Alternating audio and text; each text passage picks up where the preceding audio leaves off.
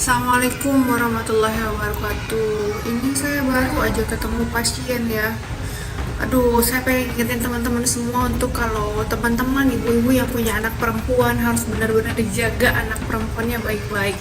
Jangan gampang percaya kalau mereka minta izin untuk nginep di rumah temennya, siapapun itu. Kalau kita nggak kenal baik anak itu, jadi jangan segampang itu untuk memberikan izin pada anak-anak perempuan kita ya. Jadi ini saya baru kedatangan pasien, umurnya baru 10 tahun ya, 10 tahun. Kemudian dia izin sama, dia dibawa sama tantenya karena dia itu baru habis pulang nginep dari rumah temennya katanya gitu.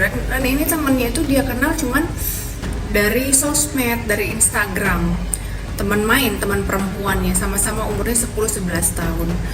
Dan ternyata ketika ditanya kamu habis ngapain dan segala macam, dia kurang meyakinkan jawabannya, dan akhirnya dia dibawa sama tantenya karena orang tuanya nggak berani membawa dia periksa ke dokter objin. Dan di situ dia cerita bahwa saya pengen cek nih dok, ini ponakan saya udah macem-macem nggak, karena dia ini nginep di rumah temennya katanya. Kita lagi lengah, kita lagi banyak kegiatan di rumah, orang tuanya lagi keluar kota, dan dimintain izin dan dia nyelinep pergi, katanya sih nginep di rumah temennya gitu. Dan ternyata usut punya usut, akhirnya saya periksa, saya tanya-tanya adiknya, ternyata mereka nginep, dia itu nginep di rumah temennya itu berempat, jadi 2 cewek 2 cowok, udah janjian ada di situ. Cowoknya itu anak-anak laki-laki juga, usianya baru 13 tahun, dan katanya dia pacaran baru 2 minggu, dan itu pun kenal dari Instagram, TikTok, dan sebagainya.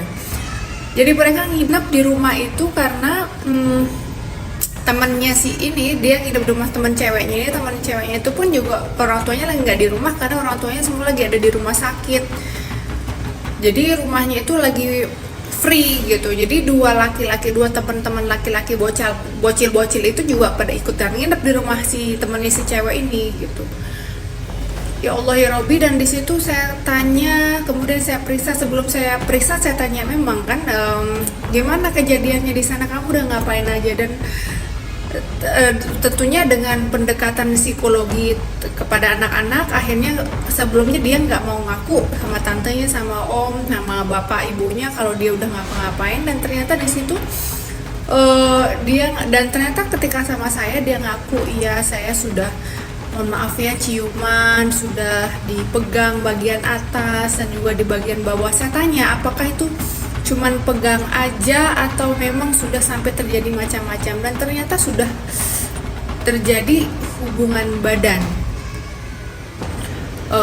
antara si anak ini, si pasien ini sama laki-laki itu yang baru dia kenal, baru 2 minggu, dan itu dia kenal cuman dari Instagram, DM, dan juga dari TikTok dan sebagainya. Ya Allah ya Tuhanku, ini 10 tahun. Kemudian saya lakukan pemeriksaan, tentu saja apakah sudah memang terjadi hubungan tersebut, apakah ada intercourse ya, ada masuk. Dan memang ternyata, dan sayangnya saya mendapatkan memang selaput darah atau himennya memang sudah robek, dan ada robek di, Tuhan ya Allah ya Rabbi ya Karim, 10 tahun tuh saya nggak nyangka gitu, ya Allah ya Robbi.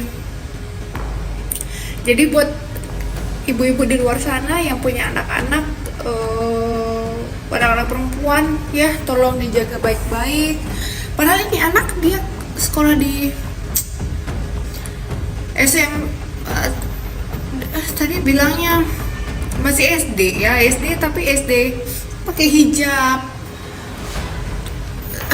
Saya kehabisan kata-kata gitu. Ya Allah ya Robbi. Dan terakhir lagi saya tanya dan saya ingetin ya, jadi jangan cerita sama siapa-siapa, jangan kasih tahu siapapun kalau kamu sudah melakukan ini. Kita harapkan nanti bisa sembuh kembali selaput darah yang sudah rusak itu, dan jangan pernah ceritakan aib itu sama siapapun. Dan ketika saya ingatkan, gimana kamu tahu kan rasanya, dan you know what dia bilang, ya Allah, Saya kira dia akan ada traumatis ya, ada trauma terhadap kejadian tersebut. Dengan segitu saya ingetin efek jangka panjangnya, dampak buruknya, ada kemungkinan ini itu dan segala macam. Dan ternyata tapi dia bilang kalau itu adalah pengalaman yang menyenangkan untuk dia. Ya Allah ya Robi, jadi saya sampai nggak habis pikir dan saya ingetin lagi ke keluarganya waktu itu, ini ya harus dijaga baik-baik, kalau bisa dibawa ke psikolog anak karena